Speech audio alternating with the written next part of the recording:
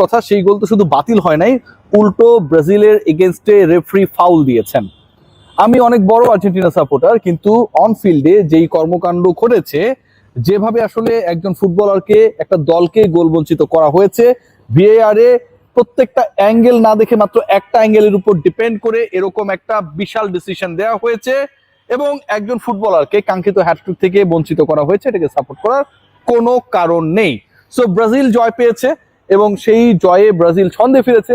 Neymar মাঠে নেমেছে, সবকিছু ছাপিয়ে ওই 22 মিনিটে যেই গোলটা বাতিল হয়েছে ভিনি জুনিয়রের, সেটা আজকের সবচেয়ে আলোচিত বিষয়। কিন্তু সেই আলোচনা মোটামুটি যখন শেষের দিকে, সেই আলোচনায় যখন ফুল স্টপ দেওয়ার চেষ্টা, ঠিক তখন ইন্টারেস্টিংলি বড় একটা ব্যাপার সামনে চলে এসেছে। ব্রাজিল এবং আর্জেন্টিনা দুই দলই রাউন্ড অফ 32 নিয়ে যথেষ্ট টেনশনের মধ্যে রয়েছে এবং রাউন্ড অফ 32-তে ব্রাজিল এবং আর্জেন্টিনা যেভাবে এক্সপেক্ট করছে যে এই দলের বিপক্ষে আলটিমেটলি আমরা পরের রাউন্ডে নকআউট স্টেজে এন্ট্রি করার পরে খেলবো, সেটা হয়তো হচ্ছে না। Let's discuss first about Argentina. আপনারা সবাই জানেন যে আর্জেন্টিনা তার নিজের গ্রুপ থেকে গ্রুপ চ্যাম্পিয়ন হয়ে গেছে। আর্জেন্টিনার গ্রুপে দ্বিতীয় হবার কোনো সুযোগ নেই, কারণ সবার আগে পয়েন্ট সেট থেকেও, গোল ডিফারেন্সের থেকেও আসলে ইম্পর্টেন্ট পার্ট যেটা, যদি আপনি মানে একই দলের বা দুই দলের একই পয়েন্ট হয়ে যায়, সেক্ষেত্রে হেড টু হেডে আর্জেন্টিনা যেই দলগুলো তাকে ওই একই গ্রুপে চ্যালেঞ্জ জানাতে পারে তাদের বিপক্ষে জয় পেয়েছে। So where is the problem যেই জায়গাটায়, সেটা হচ্ছে আর্জেন্টিনা যেই গ্রুপে এগেনস্টে রাউন্ড অফ 32-তে খেলবে, সেই গ্রুপটার রানার্স আপ কে হচ্ছে, that is the talking point. এবং সেই গ্রুপটা হচ্ছে গ্রুপ এইচ এ রয়েছে Spain, Uruguay, Cape Verde and Saudi Arabia.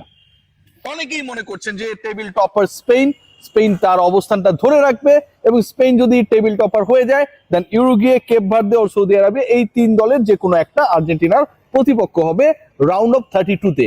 But আসলে কি সেটা হতে যাচ্ছে? Let's discuss. আপনি যদি খেয়াল করে দেখেন যে আজকে যে ইম্পর্টেন্ট জায়গাটায় দাঁড়িয়ে আর্জেন্টিনার ভাগ্য বা প্রতিপক্ষ নির্ভর করছে, সেখানটায় প্রথম প্রশ্ন যেটা, স্পেন অ্যান্ড ইউরুগুয়ে, যাদের এক দলের 2 ম্যাচে 4 point, Spain table topper, and Uruguay 2 ম্যাচে 2 পয়েন্ট, তারা অবস্থান 2-এ আছে।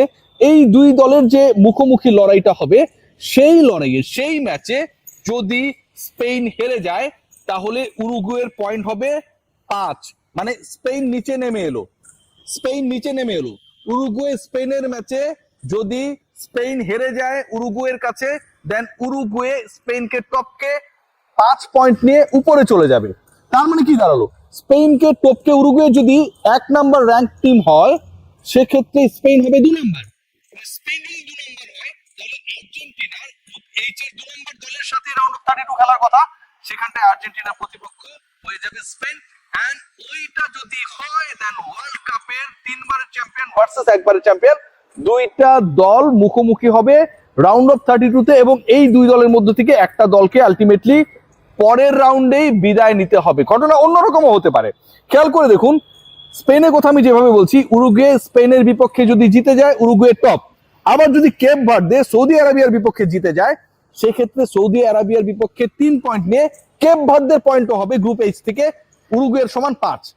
সেক্ষেত্রে স্পেন হয়ে যাবে গ্রুপের 3 নাম্বার দল। তাদেরকে ওয়েট করতে হবে যে 12 গ্রুপের টপ যে 8টা দল যারা 3 নাম্বার পজিশন থেকে শেষ করবে, সেখানটায় তারা আসলে কোয়ালিফাই করে কিনা।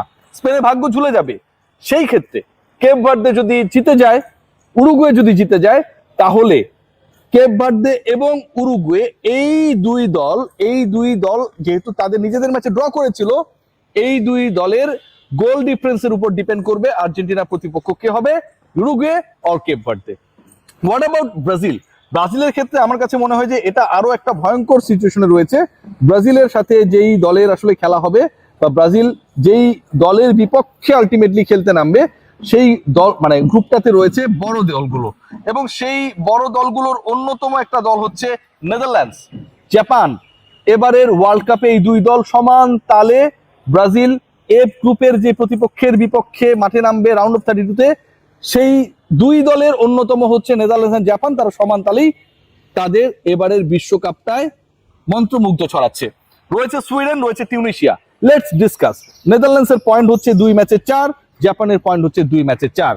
এখন ব্রাজিলের প্রতিপক্ষ যেই দলটাই হবে না কেন এই গ্রুপ থেকে, গ্রুপ এফ থেকে, সেই দলকে গ্রুপ এফ এর দ্বিতীয় দল হতে হবে।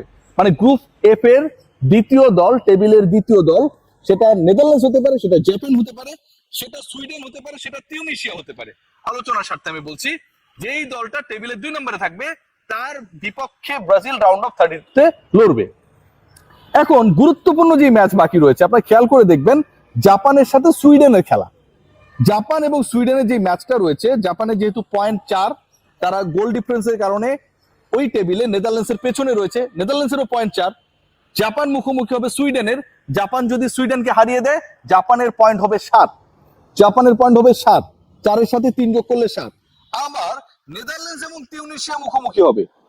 নেদারল্যান্ডস যদি ওই ম্যাচে তিউনিসিয়ার বিপক্ষে জিততে না পারে, পরাজিত হয়, তাহলে নেদারল্যান্ডস 4 পয়েন্টই থেকে যাবে। এবং নেদারল্যান্ডস যদি ওই ম্যাচে ড্র করে, তারপরেও নেদারল্যান্ডস 1 পয়েন্ট পেয়ে 5 নাম্বার পয়েন্ট, মানে টোটাল 4 পয়েন্ট আছে। যদি তিউনিসিয়ার সাথে তাদের ম্যাচটা ড্র হয়, তাদের পয়েন্ট হবে 5, কিন্তু সেটা এনাফ হবে না জাপানের 7 পয়েন্টকে টপকানোর জন্য। কারণ জাপানের 4 ছিল, সুইডেনকে হারালে তাদের পয়েন্ট হয়ে যাবে 7, তারা গ্রুপের টপে চলে যাবে। আর নেদারল্যান্ডস যদি কোনো কারণে তিউনিসিয়ার বিপক্ষে হেরে যায়, তাদের পয়েন্ট 4ই থাকবে। যদি ড্র করে, তাহলে তাদের পয়েন্ট হবে 5। তার মানে নেদারল্যান্ডস ওই পার্টিকুলার গ্রুপের দ্বিতীয় দল হয়ে গেল। দ্বিতীয় দলের সাথে কে মুখোমুখি হবে? রাউন্ড অফ 32-তে যেই ব্রাজিলের গ্রুপটা রয়েছে সেই গ্রুপের চ্যাম্পিয়ন টিম। এবং ব্রাজিলের গ্রুপের চ্যাম্পিয়ন টিম, টপ টিম হচ্ছে ব্রাজিল ইটসেলফ। সো এমনটা যদি হয়, তাহলে ব্রাজিল এবং নেদারল্যান্ডস এই দুই দলকেও আমরা রাউন্ড অফ 32-তে দেখতে পারি। অন্যরকমও হতে পারে। আপনি বলতে পারেন যে আসলে তিউনিসিয়া নেদারল্যান্ডসকে হারিয়ে দেবে, এরকম ঘটনা ঘটার কোনো সুযোগ নেই। গত বিশ্বকাপে মনে আছে ফ্রান্স অসাধারণ ফুটবল খেলেছিল, ফাইনালে গিয়ে শেষ পর্যন্ত তারা আর্জেন্টিনার বিপক্ষে পারে নাই। কিন্তু ওই না পারার আগে একটা ম্যাচেই ফ্রান্সের পা হড়কেছিল, একটা ম্যাচেই ফ্রান্স হেরে গিয়েছিল। সেই ম্যাচটা কোনটা মনে করুন, রিকল করুন, গুগল করুন। সেই ম্যাচটা হচ্ছে তিউনিসিয়া।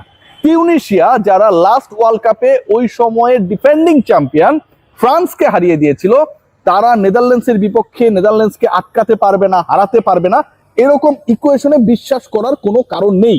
সো যদি এরকমটা ঘটে যে নেদারল্যান্ডস হেরে গেল অথবা তারা ড্র করে ফেললো আর জাপান সুইডেনকে হারিয়ে দিল, তাহলে কিন্তু ঘটনা অন্যরকম ঘটবে।